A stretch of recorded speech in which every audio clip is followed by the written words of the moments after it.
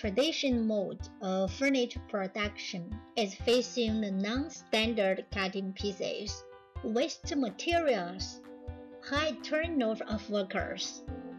These factors have greatly affected the development of furniture factories. The competition in the furniture industry is getting fiercer.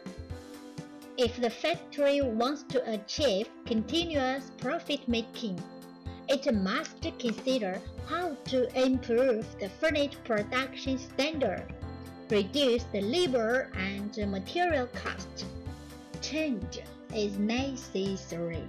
AMOR has more than 300 users of upholstered furniture manufacturers around the world. AMOR provides automatic cutting machines and CNC plywood cutter. Starting from the core production link of upholstered furniture, AMOR helps customers establish a stable production line, finally achieve standardization and efficient production. The labor cost is reduced by 30% to 50%. Material cost is reduced by 5%. Contact us now and get your own solutions.